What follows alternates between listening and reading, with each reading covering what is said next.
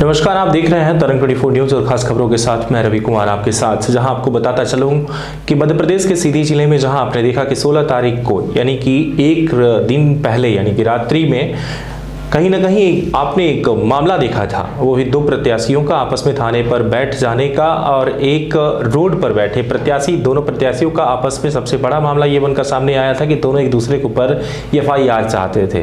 लेकिन इस पूरे मामले पर रात भर लगभग ये पता चला, जानकारी मुताबिक ये बता दूं आपको कि कहीं ना कहीं ये चीज़ें स्पष्ट रही कि लगभग 4 बजे आखिरी वीडियो रिलीज हुआ था सोशल मीडिया पर, जब ये पता चला कि एकजान सिंह रात को लगभग 11 बजे से करके लगभग सुबह 4 बजे तक थाने में बैठे रहे। लेकिन उसके बावजूद भी उनका जो है कहना है कि मेरी FIR दर्ज नहीं हुई, जबकि पूरे मामले के अनुसार जहां ये बताया जा रहा है रीति पाठक के द्वारा कि मेरे घर का उन्होंने घेराव किया था और हमें घर के अंदर यानी कि जो मेरा सास की जो बंगला है उनका, उसके अंदर जाने से रोका। यहां तक कि सैकड़ों वहां पर उनके साथ गुंडे मौजूद रहे, जिनको लेकर के उनके द्वारा FIR दर्ज कराई गई। जहां उनका कहना यह रहा कि एकजान सिंह प्रत्याशी जो कि कांग्रेस के हैं एवं राहुल सिंह चौहान निवासी डेम्हा तथा अजीत सिंह मंजू, नवीन सिंह बघेल, डॉक्टर सौरभ सिंह चौहान, अंशुमान सिंह चौहान, शैलेंद्र सिंह टिंकू एवं अन्य कांग्रेस सैकड़ों समर्थक के द्वारा आदर्श आचार संहिता का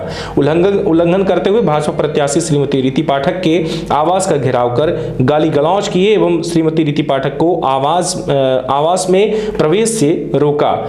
जहां आवेदन पत्र को जो थाने में दिया गया था उसके अनुसार प्रथम दृष्टया धारा 188, 147, 148, 294, 341 और 352 का मामला उनके ऊपर पंजीबद्ध हुआ। यह घटना दिनांक 16/11/2023 को रात्रि लगभग 7 बजे उनके घर के पास जाकर के कांग्रेस प्रत्याशी उनके घर के बाहर धरना प्रदर्शन कर रहे थे, जहां घेराव किया, जिसको लेकर के कई सारे लोगों के द्वारा वहां पर इकट्ठा होने के बाद यह हुआ कि आदर्श आचार संहिता का उनके द्वारा उल्लंघन किया गया, जिसको लेकर के ये मामला पंजीबद्ध हुआ।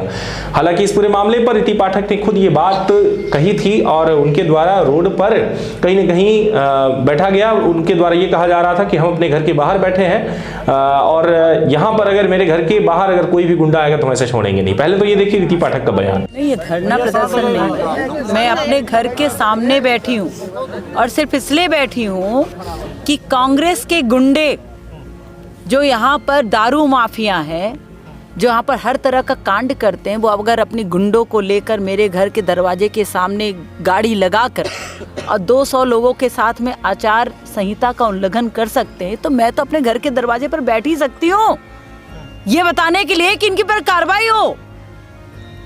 तो मैंने क्या गलत किया है भाई?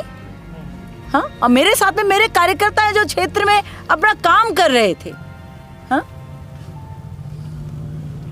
सर, आज जिले में जिस तरीके से सर मारपीट और दोनों प्रत्याशी सर एक थाने में सर एक रोड पे बैठे हुए हैं सर, इस संदर्भ में सर क्या जानकारी है सर और सर क्या कहना चाहेंगे?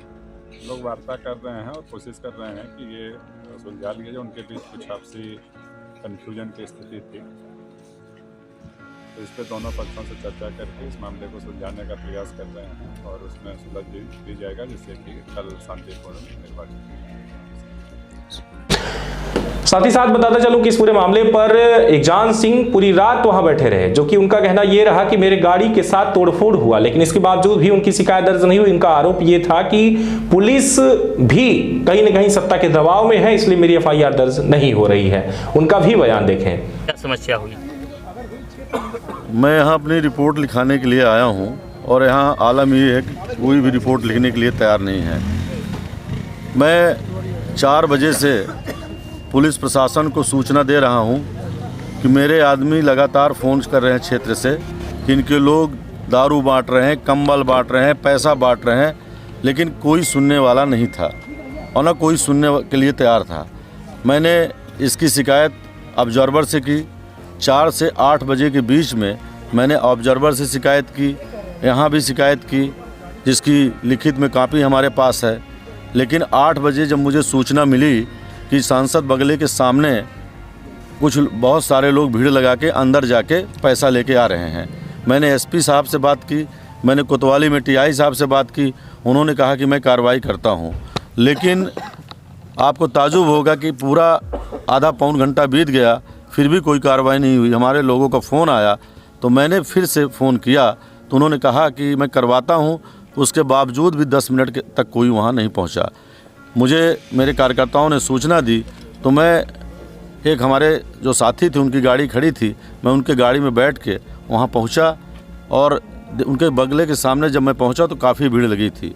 तो मैंने जो उद्योग विभाग के लिए रास्ता जाती है तो उधर गाड़ी घुमा के लगभग उनके बगले के 150-200 मीटर दूर गाड़ी खड़ी करके, और वहाँ पे जब तक मैं गाड़ी पार करता हूँ तो पुलिस वहाँ पे उपस्थित हो जाती है।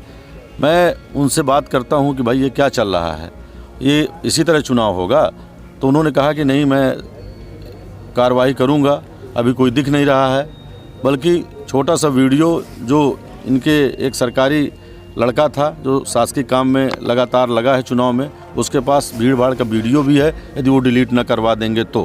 क्योंकि ये लोग पूरी तरह से, जितने भी अधिकारी हैं सब इनका भाजपा का साथ दे रहे हैं और लगातार इनका सहयोग कर रहे हैं। लगातार जुड़े रहें तरंग 24 न्यूज के साथ, खास खबरों के साथ जुड़े रहें और भी खास खबरों के साथ फिर मिलते हैं। तब तक के लिए अलविदा।